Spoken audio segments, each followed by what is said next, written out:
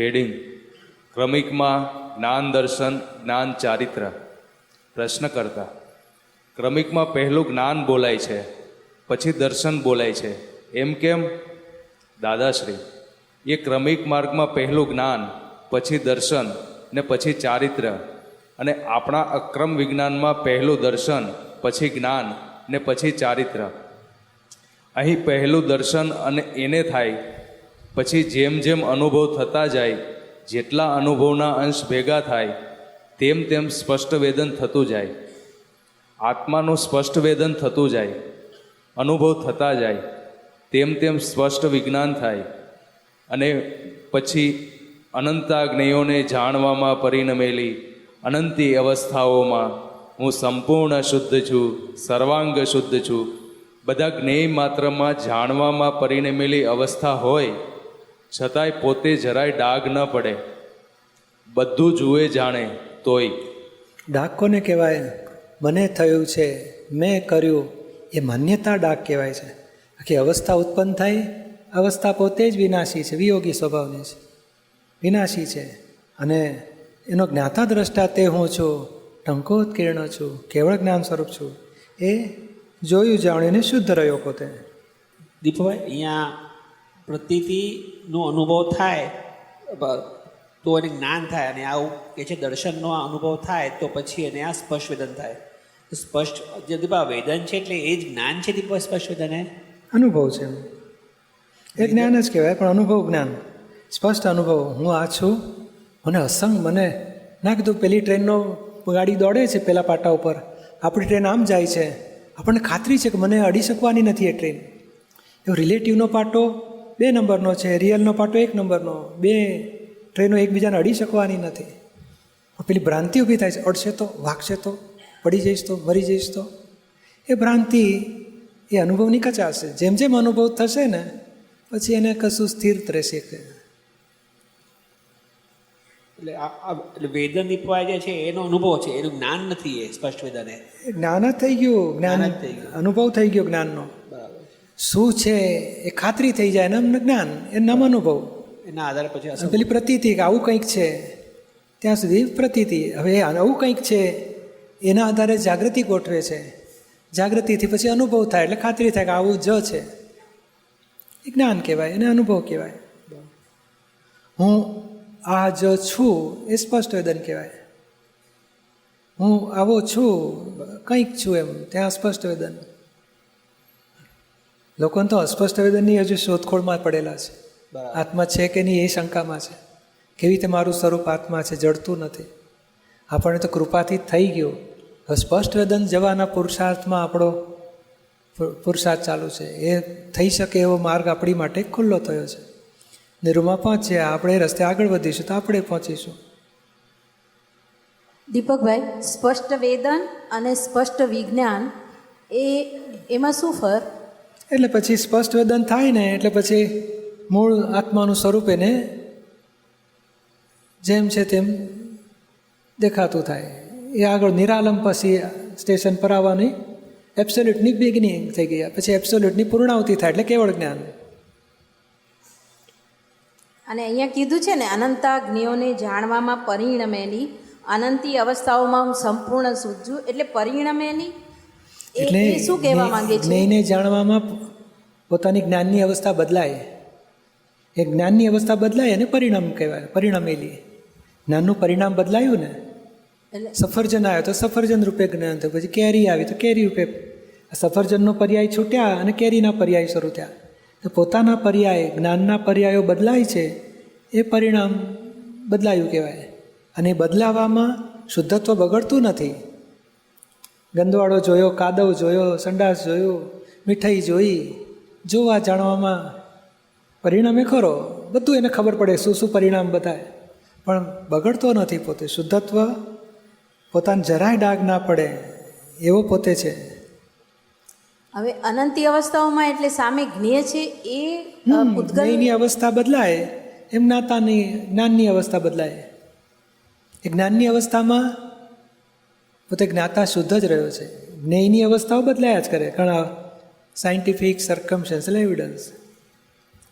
આ અનંતી અવસ્થામાં જે છે તે અંદરની મન બુદ્ધિ ચિત્ત અહંકારની એ પણ આવી અવસ્થાઓ અને બહારની અવસ્થાઓ એ બધી અવસ્થાઓ આવી ગઈ એમાં. જોવા જાણવામાં પોતે પરિણમે છે, છતાં પોતાનું શુદ્ધત્વ બગડતું નથી. અને આ ટોર્ચ હોય એનું અજવાળું આમ અહીંયા સંડાસ પડ્યું છે, અહીંયા મીઠાઈઓ પડી છે, અહીં ફ્રૂટ પડ્યું છે, આ તો પાણી ધોધ પડ્યો છે, તે બધી લાઇટો બધી બાબતોને જોવા જાય, બગડે ખરું લાઇટ?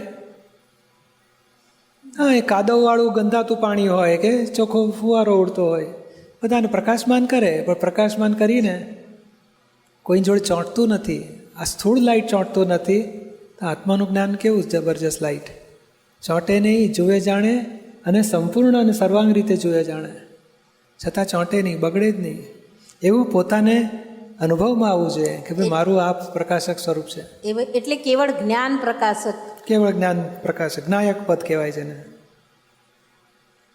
દીપકભાઈ, હવે આ અનુભવની આપણે આજે બધી વાતો કરીને આપણે તો હવે એમાં એક એવું પૂછવું છે કે જે ચીકણા છે અનંતાનુબંધી કષાયો જે છે એ ત્યાંથી એ અનુભવ લેતો આવે છે કે પછી કે સ્વંજ્વલન કે પ્રત્યાખ્યાની આવરણ વખતે રહે છે? ત્યાંથી પાછો ફરે છે, પણ એ જ્યાંથી પાછો ફરે સંજ્વલન છે ખલાસ થાય ને પછી અનુભવની કક્ષા પૂરી થઈ. ફરીથી સંજ્વલન ખલાસ થઈ ગયું એટલે અનુભવની કક્ષા પૂરી થઈ, હા પાછો ફરે ત્યાંથી. પણ અનંત અનુબંધીમાં તો બહુ મુશ્કેલ પાછો, છતાંય આ અક્રમ વિજ્ઞાન છે એટલે કૃપાથી એને પાછો ફરાય છે. હવે પેલા ડિસ્ચાર્જમાં રહે પણ તે અનંત અનુબંધુ નહીં, પણ જે અપ્રત્યાખ્યાની રહે પછી ધીમે ધીમે ખૂબ પ્રતિકોણ પ્રત્યાખ્યાન થાય એટલે પ્રત્યાખ્યાની થયા કહેવાય. પછી આમ દેખે ને પ્રતિકોણ પ્રત્યાખ્યાનથી ઉડી ગયો એટલે સંજ્વલન એ ખલાસ થયું એટલે અનુભવ. એટલે એનો મતલબ એવો કે અનંતાનુબંધી છે ત્યાં સુધી તો ભટકાવાનું રહ્યું એવું? એ અનંતાનુબંધી તૂટ્યા તેથી જ આપણને આવું જ્ઞાન મળ્યું. ના, હા એ બરાબર. નહીં તો આ હોત ને તો અહીંયા આવાય ના દે, સંસારમાં ગોળ ગોળ ફેરવ્યો છું. આ તો એ પાતળા હતા એટલે તો અહીં સુધી પહોંચ્યા આપણે, એ તો અહીં પેશવા જ ના દે ને. એ તો અનંત સંસાર ભટકાવે, એ દોષો તો તૂટી ગયા બધા. પ્રત્યાખ્યાની અપ્રત્યાખ્યાની એના બધા સાંધા ઉપર આપણે ઊભા છીએ. કેટલાક દોષો ચીકણા છે તે ભૂલ લાગે ને પાછું ઢંકાઈ જાય, કાદવ ફરી વળે, લીલ ફરી વળે, અને અમુક બહુ ખૂંચે છે એ ખલાસ થશે. એમ કરતાં કરતાં પાછા ફરાય. એટલે પ્રતિક્રમણ પ્રત્યાખ્યાન એ જ પુરુષાર્થનો રસ્તો.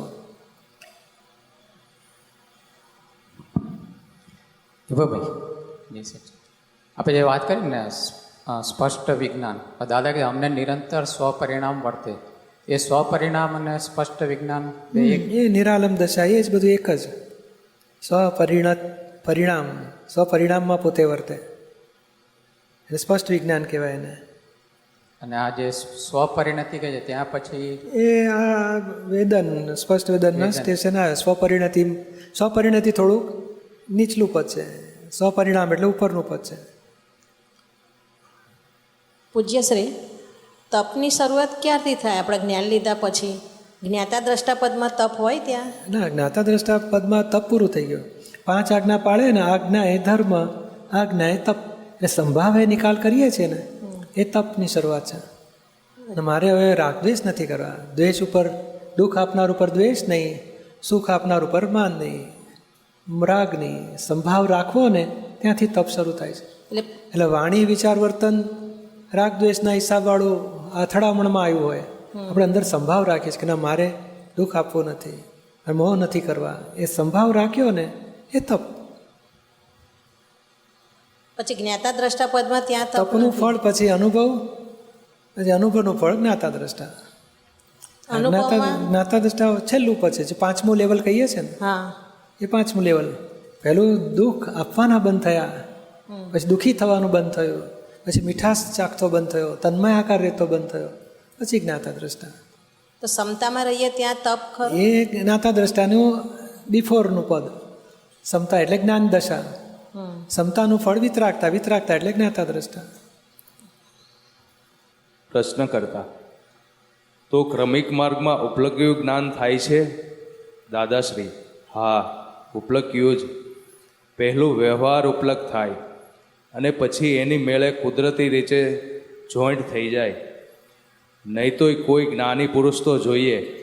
આ જ્ઞાન, દર્શન, ચારિત્ર વ્યવહારથી છે. નિશ્ચયથી દર્શન જ્ઞાન ચારિત્ર છે? પ્રશ્ન કરતા હા, એ નિશ્ચયથી જ્ઞાન દર્શન જ્ઞાન, પણ એમને ક્રમિકમાં નિશ્ચયથી અમુક વખતે તો આવતું હશે ને દાદા? દાદાશ્રી હા, આ જ્ઞાનમાંથી આ શાસ્ત્ર જ્ઞાન કરતાં કરતાં કરતાં કરતાં શબ્દ જ્ઞાન ઉપર આવી જાય અને આત્મા શબ્દ ઉપર એને શ્રદ્ધા બેસે છે. પાના નંબર 261. અને તેને એમ લાગે છે કે ના, ખરેખર આ બધા કહે છે આત્મા આવો જ છે, આ શબ્દ કહે છે એવો જ છે, બીજું કશું નહીં. એ પ્રતીતિ બેસી જાય, પણ બહુ ધીમે ધીમે ધીમે ગ્રેજ્યુઅલી કામ થયા કરે. પ્રશ્ન કરતા હા, પછી તો એને જ્ઞાન થયું, છેવટે પછી દર્શન તો ઓટોમેટિક હોય? દાદાશ્રી ઓટોમેટિક નહીં, એ દર્શન જ થતાં વાર લાગે. પ્રશ્ન કરતા તો પછી પહેલાં દર્શન ને પછી જ્ઞાન? દાદાશ્રી ના, એ જ્ઞાનમાંથી દર્શન ઊભું થાય.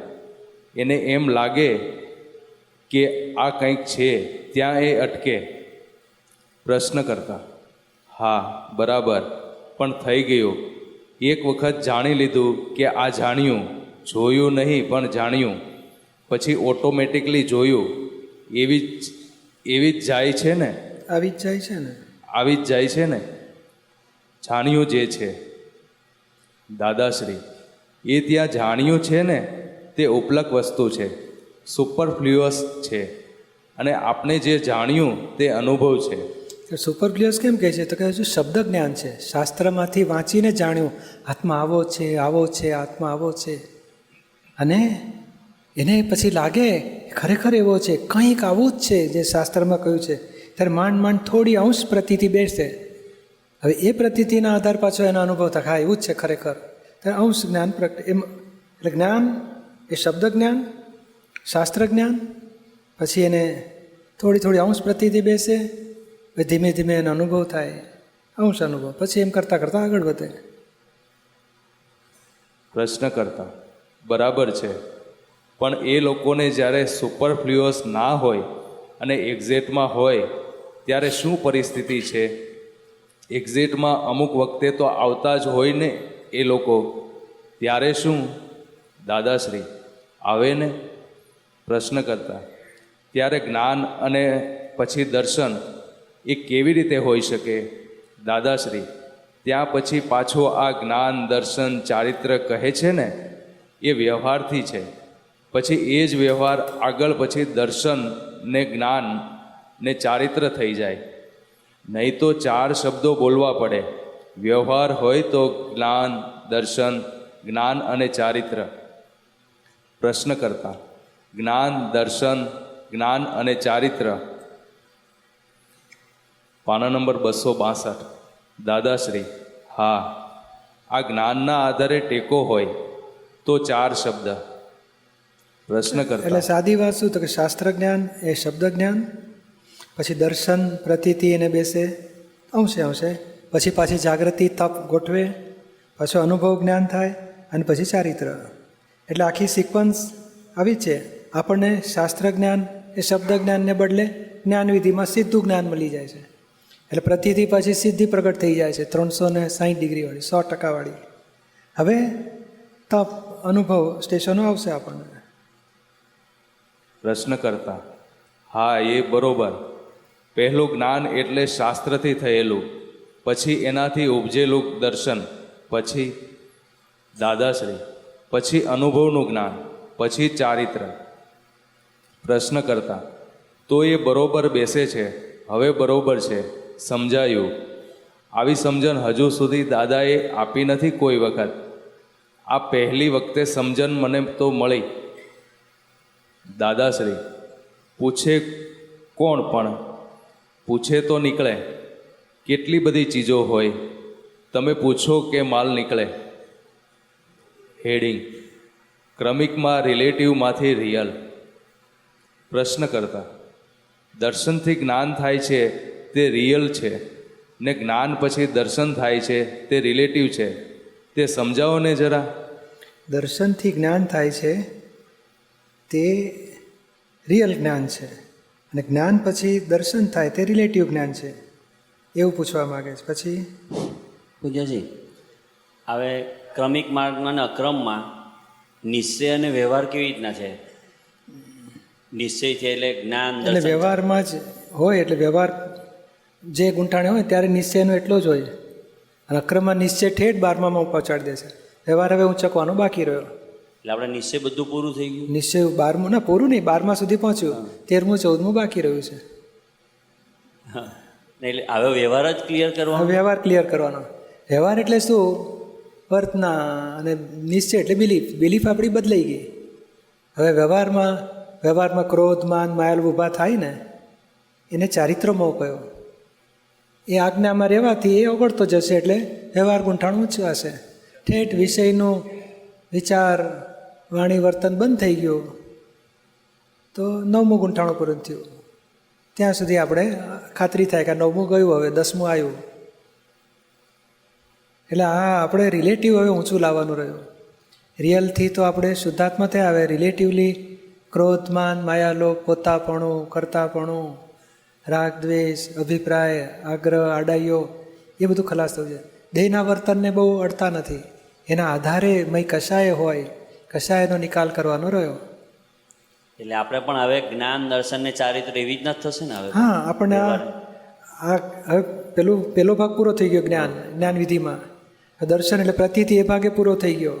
હવે પ્રતીતિ પ્રમાણે જાગૃતિ રાખવી, એ પદ શરૂ થયું. એટલે જાગૃતિ વધારવાનું પદ, તપ અને જાગૃતિ, લક્ષ, એ પદ આપણું શરૂ થયું. એનું ફળ અનુભવ દશા, સ્પષ્ટ વેદના એનું પૂરું છે. એ હવે પુરુષાર્થ ચાલુ છે આપણો. અત્યારે તો જ્ઞાન તમારી પાસે અહીંથી મળે પછી દર્શન એ થાય છે ને? ના, એટલે હવે આ દર્શન તો થઈ ગયું, હવે આ ખૂટતી વિગત ખૂટે છે. તપમાં બુદ્ધિ પાસે ના કીધું 50 આર્ગ્યુમેન્ટ છે, સામો કેવી રીતે દોષિત. જ્ઞાન પાસે 3 આર્ગ્યુમેન્ટ. હવે જ્ઞાન વધારો, આ સત્સંગથી, દાદાની વાણીથી, સામાયિકમાં ચેક કરીને આપણું સાંભળેલું બધું પાછું વાપરો.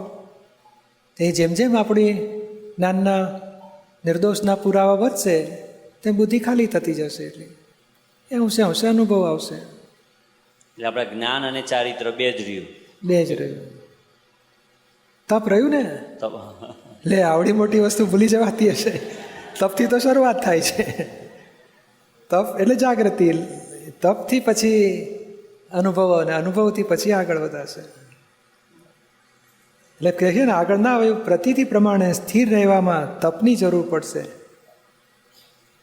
તપ કરીશું તો પછી અનુભવનું પ્રમાણ થશે, અને અનુભવનું પ્રમાણ થયું એટલું ચારિત્રનું પ્રમાણ ચાલુ થશે. એક ક્રમિક માર્ગમાં બી દર્શન એ લોકોને ક્લિયર કરવું જ પડશે. દર્શન, હા, એટલે કે દર્શન એટલે શું? જૂજ હોય છે. આપણને 100% પ્રતિથી બેસી જાય છે, લોકોને 5-10% બેસે. એના આધાર પછી ચડે ધીમે ધીમે. પછી 10નું 11 થાય, એમ જાગૃતિ એની વધે. પેલું શાસ્ત્ર જ્ઞાનના આધારે અને ગુરુના હેલ્પથી ધીમે ધીમે ચડે. પણ ફર્સ્ટ દર્શન તો આવશે જ એમને, પછી જ જ્ઞાન આવશે જ. પછી જ એને અનુભવ જ્ઞાન, આ શબ્દ જ્ઞાન, પછી દર્શન, પ્રતીતિ, પછી અનુભવ જ્ઞાન, પછી ચારિત્ર, એવું સ્ટેપ જ હોય. દાદાશ્રી, આ પુસ્તકો, શાસ્ત્રો વાંચી, આ બધું વાંચી, તે જ્ઞાનથી અને દર્શન જે થાય છે એ રિલેટિવ જ્ઞાન છે બધું. એ જ્ઞાનથી એને દર્શન જે થાય છે, આ એને શબ્દ છે ને દાદાનો વારંવાર આવે, જરા સમજી લઈએ. જે આપણે દાખલો લીધો કે આ સોફો હોય, હવે એ જીવતું હોય તો એ શું કહે છે? હું સોફા છું. પણ હવે એને જ્ઞાન નથી, એને અજ્ઞાન થયું. હું સ્ટેજ છું. લોકો કહે ને તમારે સ્ટેજ પર બેસવાનું છે, એટલે પોતે માને હું જ સ્ટેજ છું. પછી હું જ હોલ છું, હું જ ખુરશીઓ છું, બધું વધ્યું આગળ. એ માનનારો સોફો હોવા રહ્યો છે, અને પેલું અજ્ઞાન માન્યતા ઊભી થાય કે હું સ્ટેજ છું. હવે એને જ્ઞાન મળે છે કે ના, સ્ટેજ આપણું સ્વરૂપ નહીં, હોલ આપણું સ્વરૂપ નહીં, ખુરશી આપણું સ્વરૂપ નહીં, થાંભલા આપણું સ્વરૂપ નહીં, આપણું સ્વરૂપ સોફા. ત્યાં બેઠા બેઠા એને, એટલે છે અહીંયા નહીં આજ, પણ એની બિલીફ આખી રોંગ બેઠી હતી. એટલે એને ભાન કરાવે છે કે તું આત્મા છે, તું સ્ટેજ નથી, તું સોફા છે.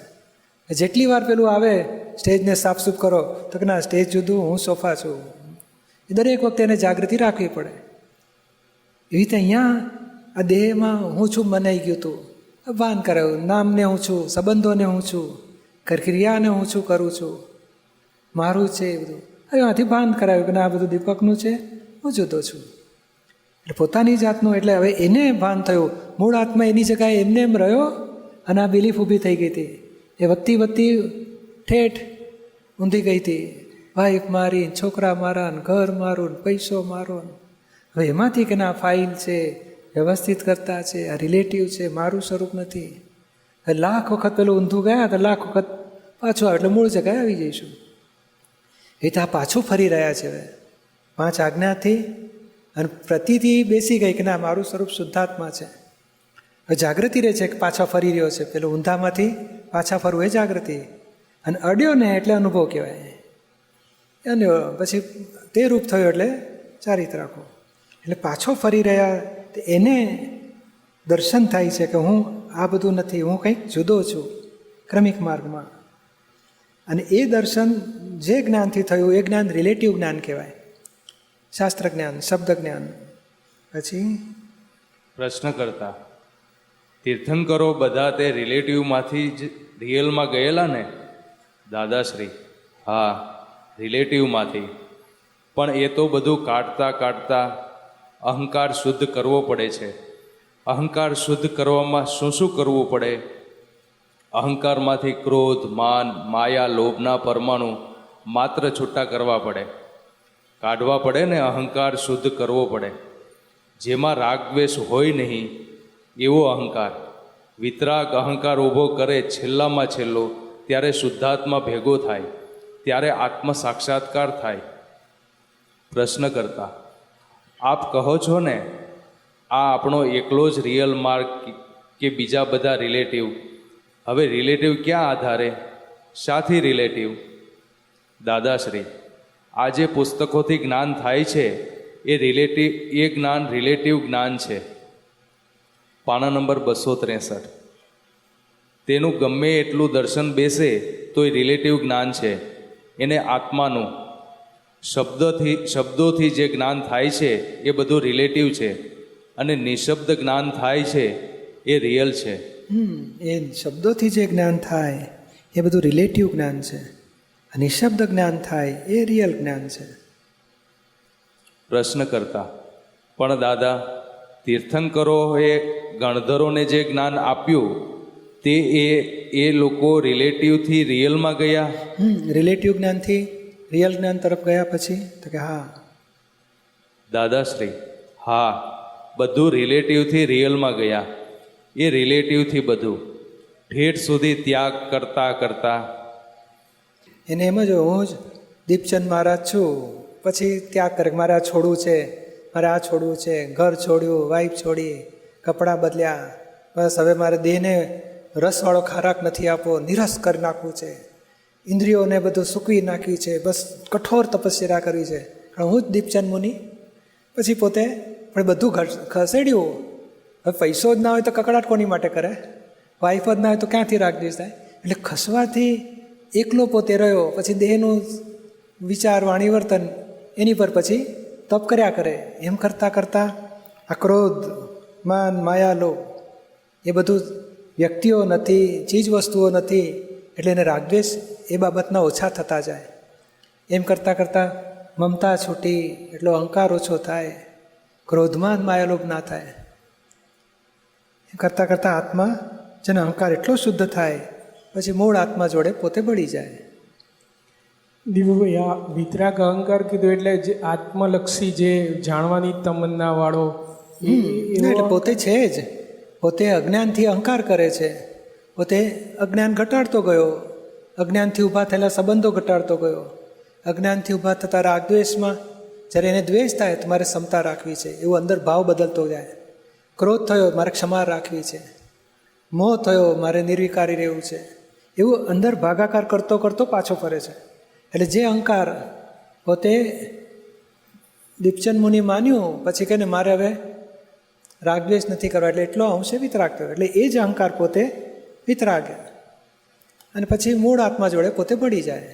આમ અહંકાર જોડે વિતરાગ શબ્દ ક્યાંય વપરાતો આમ દાદાની વાણીમાં બીજે ક્યાંય જોવા નથી મળતો. નહીં, એટલે શું કહેવા માગે છે? પોતે અજ્ઞાન હોય એટલે હું ચંદુ માને કે ના માને, એટલે પોતે તો છે જ ને. પણ એને અત્યારે શું કહેવાય તો કે ભાઈ અજ્ઞાનથી અહંકાર ઊભો થયો છે. તો કે હવે એ અજ્ઞાન એનું જાય તો એટલો અહંકાર રાગદ્વેષ વગરનો થાય, તો પોતે તો રહ્યો છે. નથી કહેતા હું આત્મા છું, એ હું એ અહંકાર છે અને આત્મા એ મૂળ વસ્તુ છે. એટલે પોતે પાછો ફરતો અહંકાર એ વિતરાગ, એટલે શું રાગદ્વેષ વગરનો થયો ચોખ્ખો. જેમ નથી કહેતા બાવો તો કે રાગદ્વેષ એ બાવાના અને વિતરાગ થયો એ બાવો. મૂળ આત્માને વિતરાગ કરવાનોય નથી, એ સ્વભાવથી જ વિતરાગ છે. આ જે અહમ ઊભો થયેલો વિભાવથી એ વિતરાગ થયો એટલે મૂળ આત્મા જોડે અભેદ થશે. એટલે આપણે જ્યાં રોંગ બિલીફ વાળો કહીએ છીએ જે એને રાઈટ બિલીફ બેઠી, એ વિતરાગ અહંકાર, એને જ રાઈટ બિલીફ બેઠી એટલે વિતરાગ થતો ગયો. રોંગ બિલીફ વાળો હું એને અહંકાર કહેવાય છે, રાઈટ બિલીફ વાળો હું એને જાગૃતિ કહેવાય છે. એ જાગૃતિવાળો ભાગ વિતરાગ થયો કહેવાય. કરતાં કરતાં વધશે પછી એને જ જ્ઞાની થાય છે એ પોતે, અને એ જ કેવળ જ્ઞાની થાય છે. મૂળ ભગવાન એવા ને એવા રહીને આ પોતાની દશા ઊંચી આવતી જાય છે. આગળનું એક ચેપ્ટર હતું ને, જ્ઞાન અજ્ઞાન એ પોતે. જેટલું તમારું જ્ઞાન કે જેટલું તમારું અજ્ઞાન એ તમે પોતે. મૂળ આત્મા એથી આગળ ઊભો છે. આ પોતે 1 ડિગ્રીથી ડેવલપ થતો 360 સુધી ડેવલપ થાય છે. મૂળ ભગવાન 360 ઉપર જ ઊભા છે. એટલે આ બીજું કંઈક છે તો કે બીજું એટલે પોતાનું દ્રવ્ય છે, આ જ્ઞાન દર્શન ગુણ. એ જ્ઞાન દર્શન ગુણમાં પ્રગટ થયો અંશ, 1 અંશ કરતાં કરતાં 10, પછી 300 ડિગ્રીએ. એટલે 300 ડિગ્રી ડેવલપ થતાં સુધી વિકલ્પી છે, 300થી પછી નિર્વિકલ્પી પોતે થાય છે. અને પછી કલ્પ સ્વરૂપ પાછો થઈ ગયો, ગુણમાં પ્રગટ ગુણ રૂપ થઈ ગયો, એટલે મૂળ ભગવાન જોડે અભેદ થયો. આપણું એક થયું, દર્શન નિરાવરણ થયું. પછી મોહ તો કે દર્શન મોહ તૂટ્યો, જ્ઞાનાવરણ થોડું તૂટ્યું, એટલે એટલા અંશે આત્મા ભેગો થયો પોતે. હવે આ બાકીનો નિકાલ કરીશું, ચારિત્ર મોહ ભરેલો માલ, એટલે ખાલી થઈશું. ત્યારે મૂળ આત્મા જોડે સંપૂર્ણ અભેદ થઈશું. ત્યારે પ્રતિથી બેઠી અને થોડી થોડી જાગૃતિ. આ દાદાજી પેલું કે છે ખટપટિયા વિતરાગ, તો એ વિતરાગ અહંકાર કહેવાય એમનો? વિતરાગી એ બાવો ખટપટીઓ, જ્ઞાની બાવો ખટપટીઓ. એ જ્ઞાની બાવો એ જ અહંકાર, એ શુદ્ધ અહંકારે થાય છે ને એ જ અહંકાર રાગી દ્વેષી થાય ને વિતરાગી થાય છે. આ કહે છે ને કે તીર્થંકરો પોતે કેવળ જ્ઞાની છે, છતાં બી આવું ક્રમિકવાળું, એટલે ફર્સ્ટ જ્ઞાન એટલે શબ્દ જ્ઞાન આપે, પછી એમને દર્શન થાય, પછી પાછું જ્ઞાન. તો એ લોકો તો ડિરેક્ટ જ આત્મા ન આપી શકે. જો જ્ઞાની આપી શકે તો કેવળ જ્ઞાની સીધું આત્મા ન આપી શકે? ના, એ કર્મિક માર્ગ અને ચોથો આરો હતો ને, એટલે એ ક્રમે ક્રમે જ ચડે. આ તો અક્રમ પેલું મન વચન કાયની એકતા તૂટી ગઈ, એટલે આ દ્રવ્યાનુભાવની એકતા યોગ તૂટ્યો, એટલે આ ફાયદો મળી ગયો આપણને. એ તો આ તો અપવાદ રૂપે છે. બ્રિજ તૂટ્યો, ડાયવર્ઝન ઊભું થયું થોડા કાળ માટે. બાકી પહેલો સાચો રસ્તો, અને એ રસ્તે પૂરું થતું હતું ખરું એ લોકોનું. આ તો જ્ઞાનીઓ તીર્થંકરો હોતા નથી, માટે એ માર્ગ પૂરેપૂરો ફળ આપતો નથી. બાકી હોય ને એ માર્ગે પૂરું થતું હતું. અને ઉલટાનું એક અવતારમાં થઈ જતું હતું. એ જ ભાવે કેટલા બધા લોકો મોક્ષ થયા. કાળો તીર્થંકર ભગવાનની હાજરી હોય ને એ જ ભાવે કેવળ જ્ઞાન થઈને મોક્ષે જઈ શકે. તો આ બધું છોડતા બધા એક ભાવમાં મોક્ષે જતા જઈ શકે. છોડી દીધું ને એટલે થતો જાય. અને એ લોકો આગલા ભાવમાં એ બધી તૈયારી કરતા આવ્યા. અને એક આખો રાજપાટ હોય ને પેલી 36 રાણીઓ હોય ને, પણ નીકળી ગયો એટલે પછી એકે રહ્યું એની પાસે, એટલો જ. અરે છે તોય આત્મા સૌથી છેલ્લે જ થાય. હા, અને થઈ જાય પછી છેલ્લો અવતાર ને એમનો ચરમ શરીરી ભગવાનનો, પણ બાકી બધા લોકોનો બી ઘણાનું કેવડી જ્ઞાન કેવડી થતા હતા ને એ બધાનું પૂર્ણાવતિ થતી હતી. કોઈ પછી દેવગતિમાં ગયો, પાછો આવશે તીર્થંકરની સભામાં, પછી પૂર્ણાવતિ કરીને મોક્ષે જશે. આવી તો જવાના પાછા. એટલે અહીંયાથી બીજે આપણે સિમંદર સ્વામી પાસે જઈએ તો પાછું નહીં આવવું પડે. પછી તમને અંબા ફોડે નહીં ભેગું થાય ને, તો હમણાં જ છૂટી ગયું. એટલે એવું સેવા ભેગી નહીં થાય. એટલે ત્યાંથી પછી પાછું આવું, એટલે ભગવાનની પાસે પાછું આવું છે? ના સિમંદર આવવાની ઈચ્છા હોય ને તો જવા જ નહીં મળે ત્યાં. પાછું નથી આવવું એ લોકોને ત્યાં જવા મળે છે. એમ નહીં, એટલે સિમંદર સ્વામી પાસે બી જ્ઞાન દર્શન, એટલે ત્યાં બી પાછું સતયુગ છે. આપણી માટે નહીં. અચ્છા, આપણી માટે તો એમની કૃપાથી આપણું સ્પષ્ટ વેદનવાળા થઈને ત્યાં જઈશું. એટલે એમના દર્શનથી કેવળ જ્ઞાન જ થશે. અને પછી દેહના કર્મ પૂરા થશે એટલે નિર્વાણ. એટલે આપણે સ્પષ્ટ વેદન સાથે જઈશું. અથવા તો એને કે હવે થોડુંક બાકી રહ્યું છે એ પૂરું એમની દર્શનથી થઈ જશે આપણું. બાકી એમને ત્યાં માર્ગ એવો જ ચાલુ છે, જે લોકો પામે છે એમની પાસે એ ક્ષેત્રના લોકો એ ક્રમિક માર્ગે પામે છે. આપણને આ ભાવમાં બી જે દાદા પાસેથી આખું સીધું આત્મા મળી ગયો, તો એ બી આમ એટલે કંઈ ઉપાદાનની બી કંઈ કિંમત હશે કે એમને એમ બી ખરેખર આવી રીતે સીધો આત્મા પ્રાપ્ત થઈ ગયો? એટલે એકચ્યુઅલી શાસ્ત્રના હિસાબે એવું કહેવા માગે છે કે આપણે ઠેઠ 11માં ગુંઠાણે ચડીને પડેલા છીએ. એવું એટલે 2 કે 3 જેટલા લોકો વખત પડ્યા જ્ઞાન હોય લીધું એ ને, બધા જ આવી રીતે લગભગ બહુ ઊંચે ચડીને પડેલા છે. એટલે એવા લોકોને આ મળી ગયું છે. એટલે ખરેખર ડેવલપમેન્ટ હતું જ કોક કાળે, પણ ઉતરી ગયું છે. પાછું આ નિમિત્તે પ્રગટ થઈ જાય છે. પછી નહીં પડે, હવે ચડી ગયો, હવે નહીં પડે. પણ એ 11મેથી પડી શકે એવો એ કોક કાળે આપણે પડેલા છીએ. દાખો દાદા પોતાનું કહે છે ને અમે પડેલા, પણ અમારી એ દશા જે હતી એમાં ઘણી નીચે ઉતરે. હવે ચડતા ચડતા ચડતા પાછી એ દશા આવી ગઈ છે. હવે નહીં ઉતરીએ, હવે મોક્ષે જતા રહીશું. એટલે તો બી આ 9મો પાર કરવા આટલો પુરુષાર્થ કરવો પડે છે. એટલે તો એ 11માંથી પડેલા છીએ, તોય આ એક 9મું ગુંઠાણું પાર કરવા આટલી બધી મહેનત, એટલે પાછું સ્ક્રેચથી શરૂ થઈ ગયું એવું થઈ ગયું. બહુ નહીં વાર લાગે. 1 અવતાર 2 અવતાર 27 અબજ અવતારમાંથી 2 શું હિસાબ કાંઈ કહેવાય? જ ના કહેવાય. એ ભાઈ કેટલા પર્સન્ટેજ ખાય? કાંઈ 0 0 0 1000 વખત લખો ને એટલો 1 અવતાર, 1-2 અવતાર કશું ના વેલ્યુ કહેવાય. જેમ આખી જિંદગીમાં 2 દાડા મોડું કીધું હોય તમને, કાંઈ જ ના કહેવાય. 2-3 અવતાર આજે નહીં ચેક મળે 5 લાખનો, કાલની પરમ દિવસે સવારે આવી જજો, તો તમે દુઃખી થાઓ? ના જ થાય. અને માણસ બોલનારો ખાતરીવાળો હોય તો કેટલી આમ શાંતિથી ઊંઘ આવે ને, એના જેવી વાત. 2 દાડા શું હિસાબ? 2 દાડા અનંત અવતારમાં 2 દાડા વચ્ચે રાત જાય છે, 2 જીવન વચ્ચે મૃત્યુ જાય છે. તો રાહ જુએ ને એને બહુ લાંબુ લાગે, ખરેખર ઉપયોગમાં રહે ને એને લાંબુ ના લાગે. ના, પોતાના પર ડાઉટ જાય કે ખરેખર આટલા એટલે લાગતું નથી તો કેવી રીતે, એટલે આવો માલ છે તે છતાં બી 2 ભાવમાં થઈ જશે એવું થઈ શકે. 3 ભાવ તમારે વધારે કરવા હોય તો વધારે છૂટશે. ઘણા લોભિયા હોય ને, મારે 11 પૂરા કરવા છે તો 11 પૂરા કર, એને હું 15 કરી નાખીશ, એના કરતાં વધારે, હા ભાઈ 15 કરને. પણ તમે આ ટોળામાં પડ્યા છો ને એટલે તમારે મોક્ષે જવું પડશે, છૂટકો જ નહીં.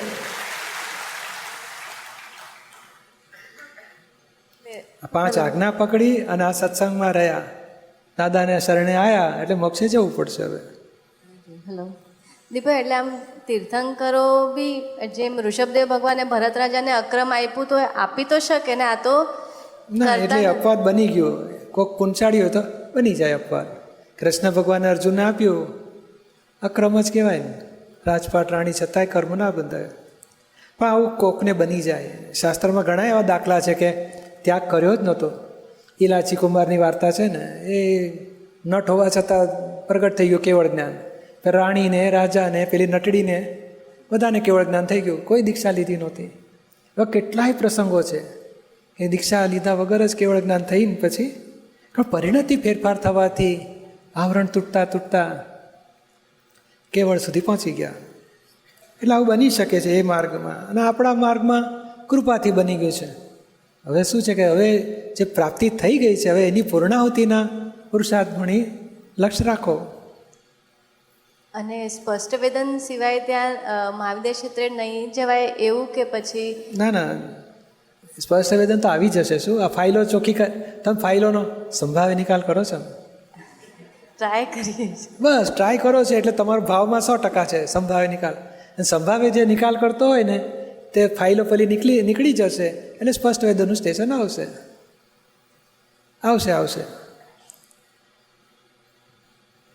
દીપભાઈ, અહીંયા આવે છે ને, જેમ રાગદ્વેષ હોય નહીં એવા અહંકાર, વિતરાગ અહંકાર ઊભો કરે છેલ્લામાં છેલ્લો, ત્યારે શુદ્ધાત્મા ભેગો થાય. અને પાછળ એવું આવે છે કે જ્ઞાન દર્શન ચારિત્ર જે એ જ વ્યવહાર આગળ પછી દર્શન ને જ્ઞાન ને ચારિત્ર થઈ જાય. એટલે આમાં એવું છે કે પેલા ક્રમિક માર્ગમાં જ્ઞાન દર્શન ચારિત્ર થાય, પછી જ્ઞાની મળે, પછી પાછું દર્શન જ્ઞાન ને ચારિત્ર. એમાં કેવું છે, વ્યવહાર ચારિત્ર હોય છે. એટલે વ્યવહાર એટલે શું તો કે હું દીપચંદ મુનિ છું, મેં ત્યાગ લીધો, પછી શ્રદ્ધામાં બેસે, પછી ધીમે ધીમે પણ દીપચંદ મુનિ પણ રહે ને. અને એનાથી આગળ જ્યારે જાય આત્માપણું શરૂ થાય ને ત્યારે દર્શન જ્ઞાન ચારિત્ર. રિલેટિવ જ્ઞાનથી એને દર્શન થયું હું આત્મા છું, ત્યારે એને કેવું હોય મેં આટલો મારે 2 દિવસ ઉપવાસ થાય છે, મારે 8 સુધી ખેંચવા છે, એટલે 8ની ઉપવાસની શ્રદ્ધા બેસે, પછી ધીમે ધીમે એવું ગોઠવણી કરે, પછી એવો વર્તનમાં આવે, એટલે વ્યવહાર જ જ્ઞાન એનું ઊંચું આવતું જાય છે. વ્યવહાર જ્ઞાન દર્શન ચારિત્ર એમાંથી જ્યારે આત્માનું ભાન થાય કે આ ખાનારો હું નહીં, હું તો આત્મા છું, અવ્યાભાસ સ્વરૂપ છું, દેહથી જુદો છું, ત્યારે દર્શન જ્ઞાન ચારિત્ર રિયલનું શરૂ થાય. એ ત્યાં સુધી ડેવલપ થતો જાય છે અને રિલેટિવ એનું ડેવલપ થતું જાય. ક્રોધથી નીકળી જવું છે, મારે માયાથી છૂટવું છે, લોભથી છૂટવું છે, પછી થોડું ઘટ્યું કહેશે, હજુ વ્યવહાર જ છે એનો, નિશ્ચય અડ્યો જ નથી. હું શુદ્ધાત્મા છું એવું ભાન થાય, પછી નિશ્ચય દર્શન જ્ઞાન ચારિત્ર, પછી પૂર્ણાવતી થાય નહીં. એટલે આ ક્રમિકમાં આ પ્રોસેસ તો ચાલે, પણ જ્યારે કોઈ તીર્થંકર ભગવાનો કે જ્ઞાની ભેગા થાય તો એને ભાન કરાવી દે, તો દર્શન ને પેલું રિયલ માર્ગ ચાલુ થઈ જાય એનો. દીપકભાઈ, આ જે રોંગ બિલીફ એ અજ્ઞાન છે, તો રાઈટ બિલીફ એ જ્ઞાન છે કે એનું જાગૃતિ આવે? દીપકભાઈ, રાઈટ બિલીફ એટલે રાઈટ બિલીફ વાળો હું છે ને એને શું કહેશો? મૂળ આત્મા તો નથી. બરાબર. એટલે આ શું છે, અહંકારની દ્રષ્ટિ ફરે છે, મિથ્યા દ્રષ્ટિ છૂટીને અહંકારને સમ્યક દ્રષ્ટિ થાય છે. પછી અહંકાર પાછો ફરતા રાઈટ બિલીફ એ દ્રષ્ટિ છે ને દીપક, આમ જોવા જઈએ જ્ઞાન તો દ્રષ્ટિ જ છે ને. પછી જ્ઞાન ભેગું થાય જ ને. દ્રષ્ટિ એટલે દર્શન, પછી જ્ઞાન, પછી ચારિત્ર. આમાં કહે ને કે આમ ટુકડા નથી કે ભાઈ આ ટાંસડી લઈ આવ્યો, એને અનુભવ થયો કે હું આ છું જ, એનું નામ અનુભવ જ્ઞાન કહેવાય. ભાઈ હું આ કંઈક છું એને દ્રષ્ટિ કહેવાય, દર્શન થયું કહેવાય. હું આ જ છું એને અનુભવ થયો, પછી આ થઈને પોતે કામ કરવા માંડ્યો, એ રૂપે નાયક રહેવા માંડ્યો, તો ચારિત્ર કહેવાય. અને દીપક એવી રીતે આ જે ઉપયોગ કરીએ, શુદ્ધ ઉપયોગ કરીએ, એ કયા ખાનામાં દીપક આપણે આવે? એ શુદ્ધ ઉપયોગ એ અનુભવ થયો ને પછી ઉપયોગ શરૂ થાય એનો, એ જ્ઞાન દશાનું પરિણામ છે. એટલે જ્ઞાન વગર ઉપયોગ ના હોય, અનુભવ થયા પછી ઉપયોગ શરૂ થાય. અને કયો ઉપયોગ? તો કે અનંત પ્રદેશે શુદ્ધ જ છું, તે હું છું. પછી આ કોઈ બાબતમાં એને આત્મા સંબંધી ગૂંચવાડો ના આવે કે મને કેમ આમ થાય છે ને હજુ મારાથી કેમ બોલાઈ ગયું ને મેં ખોટું કરી નાખ્યું ને, એવી શંકા જ ખલાસ થઈ ગઈ હોય. અનુભવ દશા એ ત્યારે શુદ્ધ ઉપયોગ રહી શકે ને. પૂછ્યું એક્ઝેક્ટ ડિગ્રી ક્યારે વધે છે? અનુભવમાં, ચારિત્રમાં કે વર્તનામાં? ડિગ્રી વધે અનુભવના અંશ વધતા જાય એટલે ડિગ્રી વધી કહેવાય. અનુભવના અંશમાં કે એક્ઝેક્ટ અનુભવ થાય ત્યારે? હા, એ જ એક્ઝેક્ટ અનુભવ કે અનુભવના અંશ, બધું અનુભવ જ કહેવાય.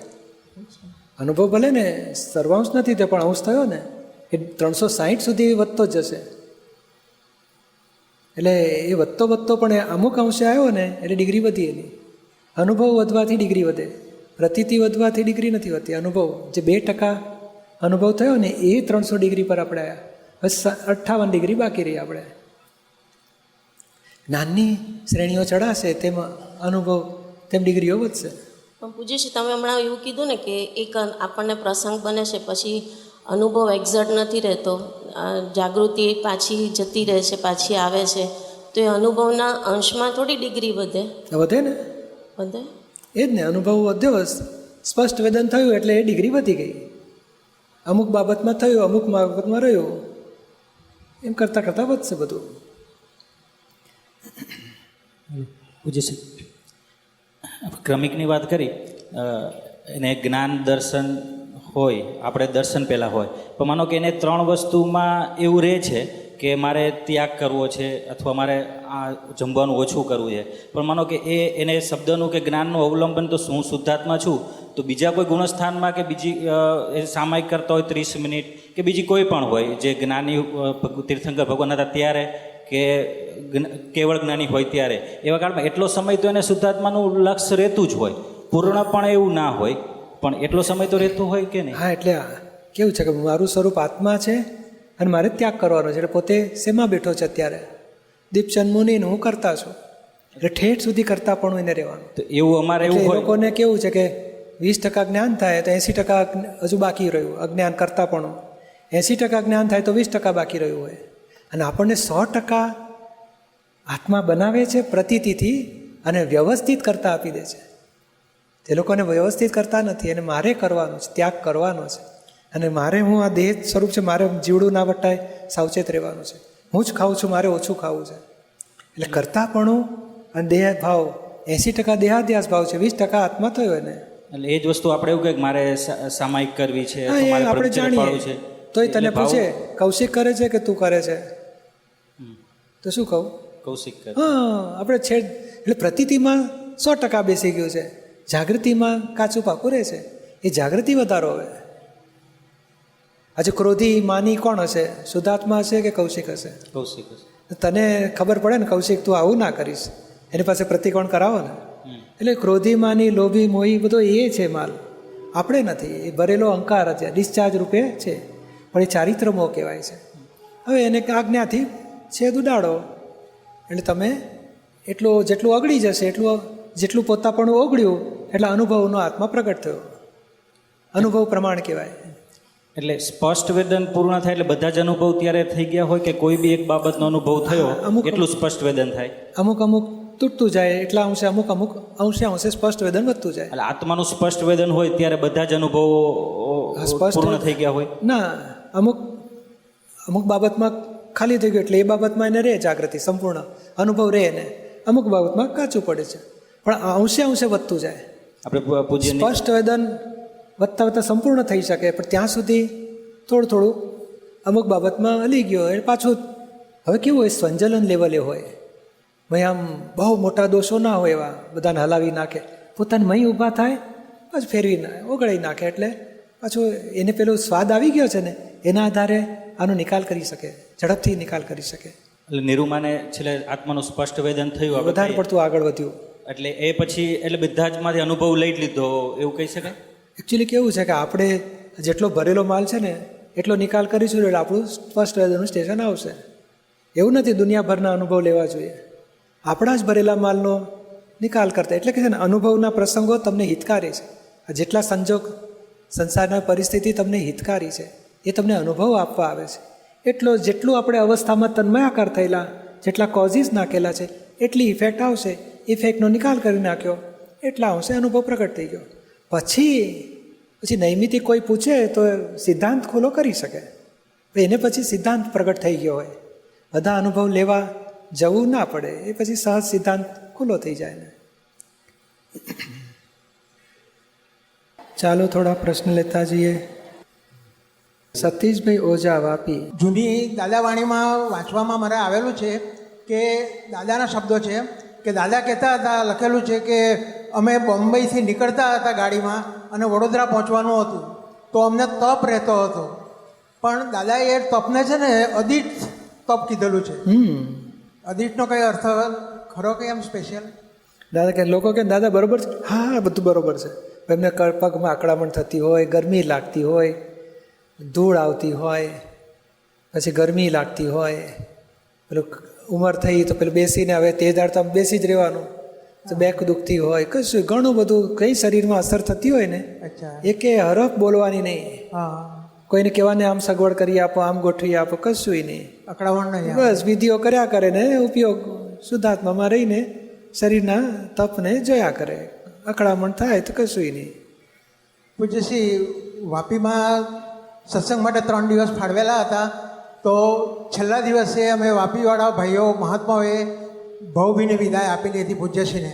પૂજ્યશ્રી ગાડીમાં ત્યાંથી સ્ટાર્ટ થયા, તો નીકળી ગયા પછી તે દિવસ મને આજે યાદ આવે છે કે મારા મનમાં એવો ભાવ થયો કે 5 કલાકના તપ પૂજ્યશ્રીના થશે તો દાદા એમને શક્તિ આપજો, એવું ભાવ સાથે રવાના કરેલા હતા. ના, પણ દાદાની કૃપા, તમારો ભાવ ફળ્યો અને દાદાની કૃપાથી બધી બહુ સરસ સગવડતા હોય છે. થોડું 1 મિનિટમાં થાય એવું ડિમ્પલભાઈ પાસેથી મારે સાંભળવું હતું એ તપનું વર્ણન. ના, પણ તપ હતું જ નહીં, નિરાતે ગાડીમાં સુતા ઘેર જતા રહ્યા.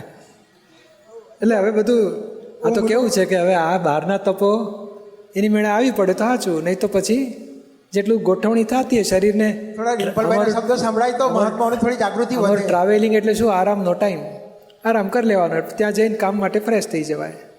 ઊંઘનું આવરણ આવે તો તપ થાય કે કહેવાય ખરું? એ આવવું હોય તો આવી જવા દો, આરામ કરી લે ભાઈ. તું દીપકને કહી દઉં તું હોઈ જા શાંતિથી. અમને મહાત્માને તો થાય, હા 1 કલાક પાસ થઈ ગયો ઊંઘમાં, એવું થાય આમ તો. હા, એ થાય, દીપકને થાય, બિચારા રેસ્ટ મળી જાય એટલે પછી સત્સંગ માટે ફ્રેશ. બરાબર. હવે એક થોડી મૂંઝવણ હતી. અમે 4 તારીખે અહીંયા રજિસ્ટ્રેશન માટે આવ્યા તો લાઈન હતી, તો બધી લાઈન સરખી હતી, એક લાઈનમાં ઊભા રહી ગયા. તો અડધા કલાક કે 40 મિનિટમાં નંબર લાગવાનો હતો, તો મારી આગળ એક મહાત્મા હતા, આવું છું એમ કરીને ગયા. પછી પાછા આવ્યા તો મને કહે તમારો 20મો નંબર છે, અને પછી થોડી વાર પછી પાછા ગયા, પછી કે તમારો 11મો નંબર છે. એમનું તપ કેવું હતું, આમ માનસિક તપ જે થાય છે એ ધીરજની હતી લગભગ. કંઈ નહીં, હવે આપણે પૂરું થઈ ગયું ને. એડજસ્ટ એવરીવેર, બન્યું તે ન્યાય. બરાબર છે. દિનેશ ગોટી, બોલો. હવે 3 શબ્દો છે: તપ, સફોકેશન અને ભોગવટો. હવે એકવાર કંઈક સત્સંગમાં મેં કહ્યું હતું કે મને ભોગવટો આવે, તો આપશ્રીનું એવું હતું કે હવે આ મહાત્માઓને ભોગવટો નહીં હોય, એને સફોકેશન થાય, મૂંઝવણ થાય. તો ઘણીવાર જ્યારે ફાઇલ આવે કે ફાઇલ જ્યારે નોકરીની ફાઇલ, મુસાફરીની ફાઇલ, આ રીતે તો જે અંદર થાય છે એ સમજાતું નથી કે ભોગવટો છે કે તપ છે કે સફોકેશન છે.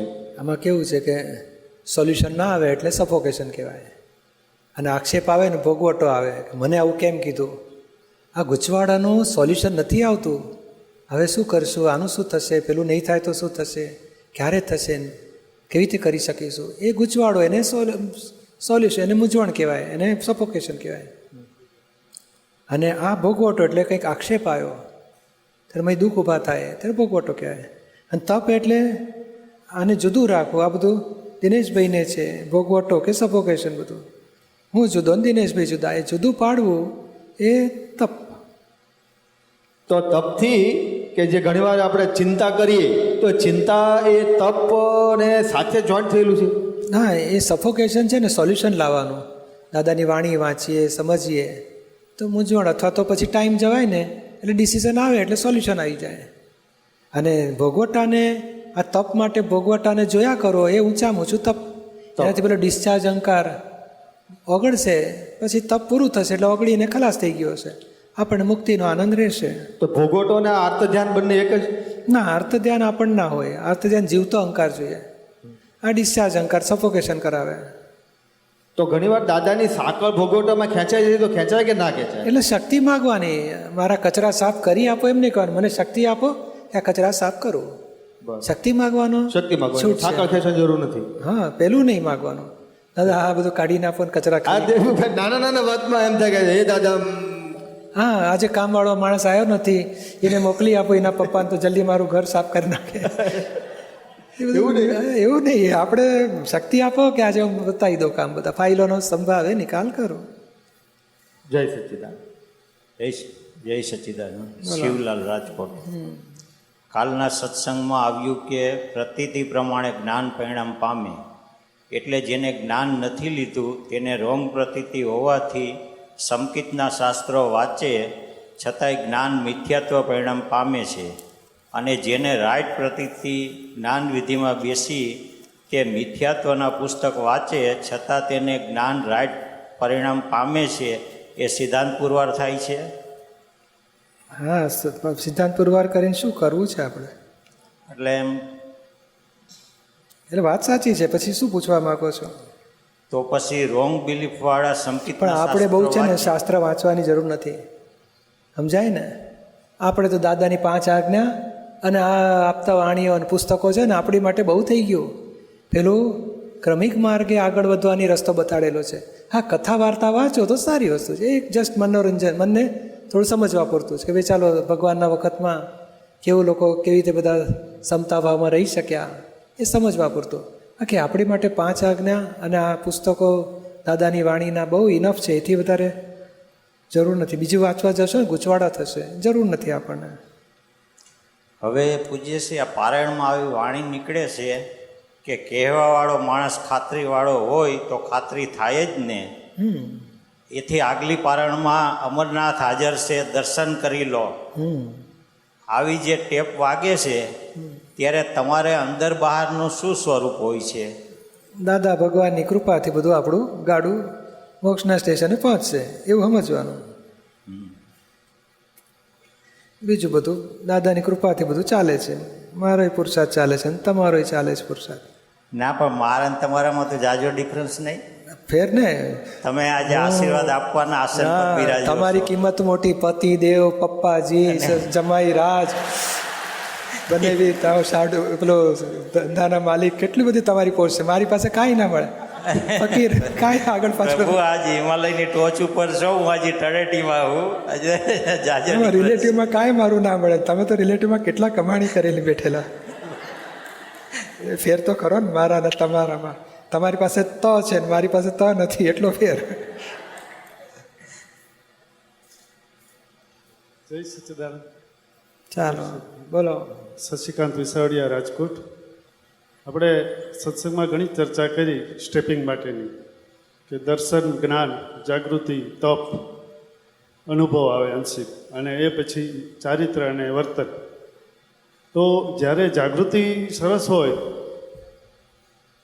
જ્ઞાન જાગૃતિ, તો પછી આપણને એમાં તપ પણ થાય અને આંશિક અનુભવ આપણે ઉત્પન્ન થાય.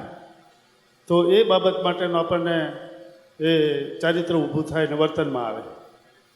પણ આવું તો કોઈક વખત જ બનતું હોય છે. મોટાભાગે શું થાય પૂજ્યશ્રી, કે કંઈ પણ ઉદયકર્મ આવે એટલે આપણે જાગૃતિ ડીમ થઈ જાય, તપ ન થાય અને તન્મય આકાર થઈ જાય આપણે, અને કોઈને કોઈ ઉપર ગુસ્સો થઈ જાય, કોઈ ઉપર કાંઈ દોષિત જોવાઈ જાય.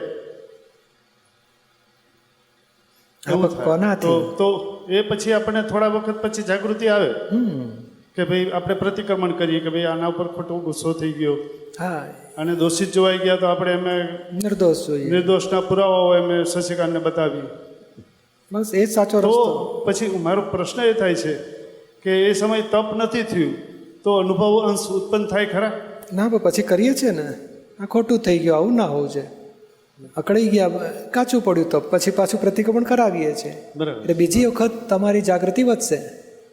બીજી વખત આવો ધક્કો આવશે તો પહેલાં કરતાં થોડી શક્તિ વધારે હશે અને તમે એડજસ્ટમેન્ટ લઈ શકશો એમાં. એમ કરતાં કરતાં પેલું ઘટતું જશે અને જાગૃતિ વધતી જશે, અને એ જ અંશે અનુભવ વધતું જશે.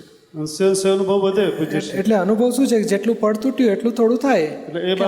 ખોટું થઈ ગયું એ જાગૃતિ કહેવાય એક મોટી. આવું ફરી નથી કરવું, એ નક્કી કરીએ છીએ, એમ શક્તિ વધે પછી. અને એ પછી અંશિક અનુભવ વધતા વધતા જે કંઈ ચારિત્ર આવે તો એ આ જ ભાવમાં આવે કે પછી નેક્સ્ટ લાઈફમાં આપણે અનુભવ થાય ને બહુ થઈ ગયું. આ તો કેવું છે કે પૂર્વની લિંકવાળું હોય છે, એટલે આ ભાવમાં એવું દેખાય નહીં, પણ ઘણું આપણને ક્ષમતા રહી શકે એટલું બધું તો પહોંચીશું આપણે. થોડું થોડું દેખાશે અમુક અંશે.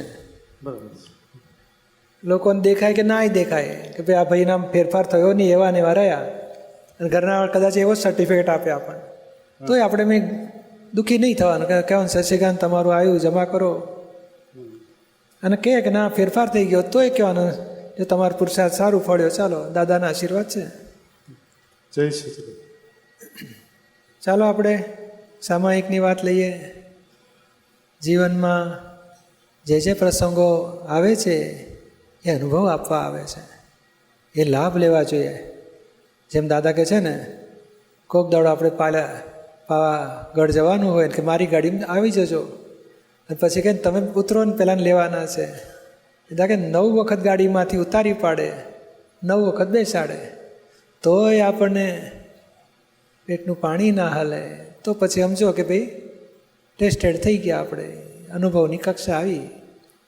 આ તો પહેલી વખતમાં જ ના પાડી હોય ને તો મોઢું ઉતરી જાય, પછી પરાણે કે ના હવે ચાલો આને કાઢીએ, તમે આવી જાઓ, તમે આવી જાઓ, મારે નથી આવું, જાઓ કે છે. અને કદાચ પરાણે બેઠો એમાં બીજી વખત ઉતારવાનું થાય ને તો ફ્યુઝ જ ઉડી ગયો હોય. એટલે આટલી વારમાં ઉડી ગયો કે હું જ છું, મને ખસેડ્યો. એટલે તને નથી ખસેડતા, આ તો ગાડીમાંથી પોટલાને ઉતારે છે. બેગને 10 વખત ઉતારે ને તો કશું ના બોલે, બેગનો માલિક કકડાટ કરી મૂકે. તો આ પોટલાનો માલિક પણ દેખાય આપણને કે હો મને અસર થઈ. હવે પેલો પ્રસંગ ઉપકારી છે કે દેહમાં જે તન્મય આકારપણું છે આપણું, એ છૂટું પાડવા માટે ઉપકારી છે. હો દેહને આવું આવ્યું, હું જુદો, આ ઉતરનારો જુદો. એટલે જુદાપણું વાપરશું તો આ દુઃખનો અંત આવશે, અને નથી વાપરતા ત્યાં સુધી દુઃખી.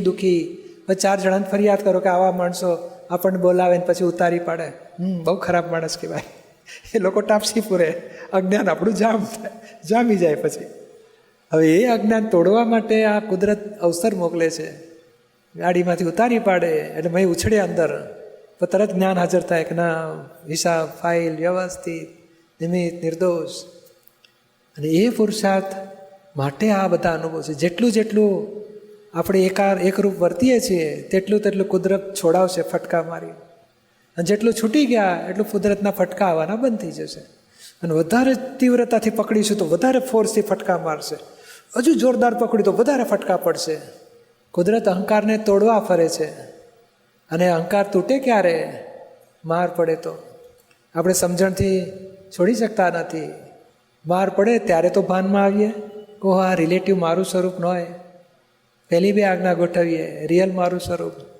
ત્રીજી આજ્ઞા ગોઠવે, આ રિલેટિવ વ્યવસ્થિતને તાબે છે, કોઈનો દોષ નથી, હું એનો કરતા નથી, એ પોતે શુદ્ધાત્મા જુદો જ, ફાઇલનો કરતા નથી, એણે કર્યું નથી, વ્યવસ્થિતે કર્યું. અથવા ફાઇલ ઊભી થઈ છે ઉતરવાની, સંભાવે નિકાલ કરવો છે. આજ્ઞા ગોઠવીને અનુભવ આત્માનો લેવા માટે આ કડવા પ્રસંગોનો ઉપકાર માનો કે આ ફટકો પડ્યો ના હોત તો મારું તન્મય આકાર પણ છૂટત નહીં, એટલે ઉપકારી છે.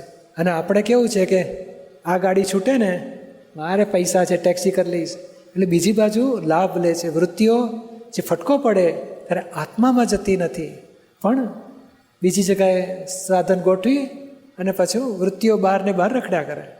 ખરેખર તપ બધેથી કપાય. આપણા પુણ્ય જાગ્યા હોય ને તો અહીં ફટકા પડે, ટેક્સીના ઠેકાણા પડે, લોકો જેમ તેમ બોલે, બધી રીતે ફટકા પડે ને ત્યારે પોતે આત્મામાં ખસે. અને જરાક કડવાશ આવી અને જો આત્મામાં ખસ્યો તે કડવા પ્રસંગનો ખરેખરો લાભ લીધો કહેવાય કે મારે મારા અનુભવની કક્ષા પૂરી કરવા માટે ઉપકારી નિમિત્ત છે. ત્યારે આપણે બદલો લઈએ, આક્ષેપ આપીએ, બીજા પાસે ફરિયાદ કરીએ, નેગેટિવ બોલીએ, ભગવટામાં દોષી જ જોઈએ, વખત આવે ત્યારે જોઈ લઈશું કે છે, ગાંઠ પાડીએ, આત્મા પણ ચૂક્યા. આ કડવા પ્રસંગને જીવનમાં ક્યાંક મોટા કડવા પ્રસંગો બન્યા જ હોય છે આપણને. અને એ કડવા પ્રસંગ આપણા અહંકારને તોડી, આપણે જે અહંકાર કરીએ છીએ, વ્યક્તિઓ સંજોગમાં એટેચ થયેલા છે, એ છોડાવે છે અને આત્મા થવા માટે ઉપકારી પ્રસંગ હોય છે. આજે આપણે જ્યાં જ્યાં કડવા પ્રસંગો આવ્યા હોય, નિમિત્ત દોષિત દેખાયા હોય, ભોગવટામાં ઊંધા જતા ભાવો થઈ ગયા હોય, આ પ્રસંગોને પાછા રીઓપન કરીએ અને ચેક કરીએ કે ક્યાં ચૂક્યા. કોઈ પણ કડવા પ્રસંગ આત્મા માટે જબરજસ્ત હિતકારી છે, આત્મારૂપ થવા માટે. કે મીઠા પ્રસંગો પછી આગળ છે બાકી, એમાં પણ છૂટા પડીને આત્મારૂપ થવું છે, પણ એટલીસ્ટ કડવાથી તો છૂટા પડવામાં જાગૃતિ હેલ્પ કરશે. પછી એ શક્તિ વધી જશે તો મીઠાશના સુખમાંય છૂટાપણામાં પુરુષાર્થ આવી જશે. એટલીસ્ટ કડવામાં તો જીતીએ. પહેલાં આક્ષેપ આવ્યો, તમે ચોર માણસ આવા છો, આક્ષેપ આવ્યો, આ તો કંઈ નુકસાન કરી નાખ્યું, વિશ્વાસઘાત કર્યો કોઈએ, અથવા આપણને ના કીધું ગાડીમાંથી ઉતારી પાડે, બધાને બેસાડે ને આપણને ઉતારે, તું જોઈએ જ નહીં, તું ઉતારે અહીંથી કહેશે. અરે આટલું બધું હળહળતું આપણે ખુશ થવું, હો આ તો મોટી કમાણી, ખોટ મારી મોટી ભાંગી જશે, આજે ઉપકારી છે મારો. અને ક્ષમતા ભાવમાં રહીએ, મય બુદ્ધિ હૃદય લાલચોળ થવા માંડે, તપ કરીએ આપણે. આ પ્રસંગને તપથી જીતીએ. આ ડિસ્ચાર્જ તપ વગર પૂરું થતું નથી, અને તપ પૂરું થશે તો આત્મા એ ડિસ્ચાર્જ ખાલી થશે, આત્મા પણ પ્રગટ થશે. આપણે આ દરેક કડવા પ્રસંગનો તપથી અને જ્ઞાન ગોઠવીને, નિમિત્ત ઉપકારી માની, નિર્દોષ જોઈને, અને એક લક્ષ્યમાં રાખવું છે, કોઈ મનોરંજનમાં પેસવું નથી કે સબસ્ટિટ્યૂટમાં ક્યાંય સુખ લેવું નથી. અરે આત્મામાં આવવું છે. જરા ભૂખોટો આવ્યો, કંઈક દુઃખ આવ્યા, કડવા પ્રસંગ આવ્યા, આત્મા તરફ જાઓ. એ તો આ તક ખોઈ નાખીશું, પછી ફરી કડવાશવાળા પ્રસંગ ઊભા થશે ત્યારે ગોઠ્યું થાચું. નહીં તો આપણી પ્રેક્ટિસ છે ને કે આ મારી દો ધક્કો, જેમ ખાટું શાક લાગે છે કે એ ઉપરથી મજાક બીજું કંઈક ચીડીએ ખાધા, બીજું બનાવીને ખાઈ લીધું, હતા હોટલમાં જઈને ખાયા. એટલે સબસ્ટિટ્યૂટ ગોઠવવાથી આત્માપણાનો લાભ ચૂકી જવાય છે. એ તપની શક્તિ હોય તો સબસ્ટિટ્યૂટ ગોઠવવા જેવું નથી, આત્માપણાનો લાભ લેવા જેવો છે. અને આ જ બધીથી માર પડે ને ત્યારે ખરેખર આપણું પુણ્ય જાગ્યું હોય છે કે હા અવસર આવ્યો, હવે મોક્ષનો માટે કહે ને હવે શુદ્ધાત્મા અનુભવ સિવાય કાંઈ જોઈતું નથી. જબરજસ્ત સ્ટ્રોંગ નિશ્ચય થઈ જાય, સ્ટ્રોંગ આત્માનો અનુભવ થઈ જાય. બધેથી કપાય તો મારે એવા અનુભવ થયેલા. ઓફિસમાં ધક્કે ધક્કા, ઝઘડા, ઘરમાં પ્રોબ્લેમ, આ પ્રોબ્લેમ, દાદા નિરૂમા તો બારગામ હોય, એકલો પડી ગયો, તો બધેથી કપાયો. ત્યારે એક જ બસ 5 આજ્ઞા શુદ્ધાત્મા દીપકને થાય છે, હું જુદો, દીપક જુદો. તે દાદા કહે છે આ બહુ મોટી જાગૃતિ થઈ ગઈ. બધેથી કપાયું. ત્યારે જે એકાદ સબસિડ્યુટ હોત ને, મીઠું રહ્યું હોત ને, હૂંફ લયા કરત બહારથી કે સુખ લયા કરત બહારથી, તો આ આત્માનો સ્કોપ ઉડી જાત આખો.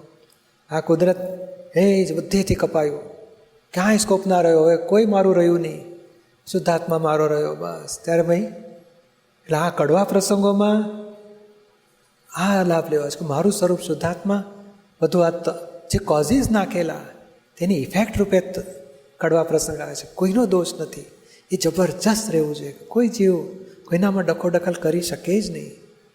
કડવા પ્રસંગમાં કોઈ ગુનેગાર નથી. મારો હિસાબ મને એમાં કોનો દોષ?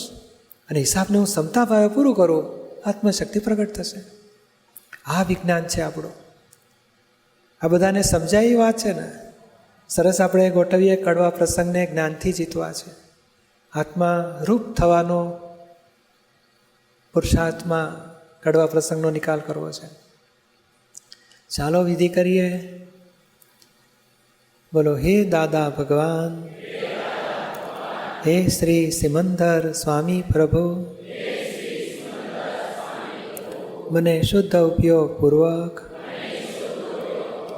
જીવનમાં બનેલા કડવા પ્રસંગોમાં નિમિત્ત ઉપકારી લાગે,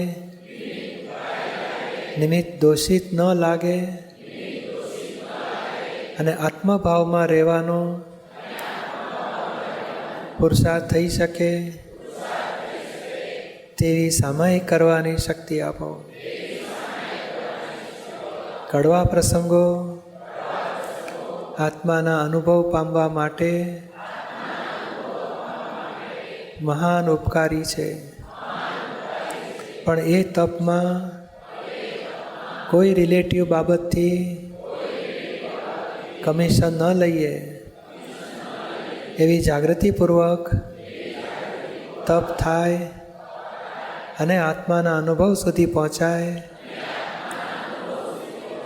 તે માટે સામાયિક કરવાની શક્તિ આપો.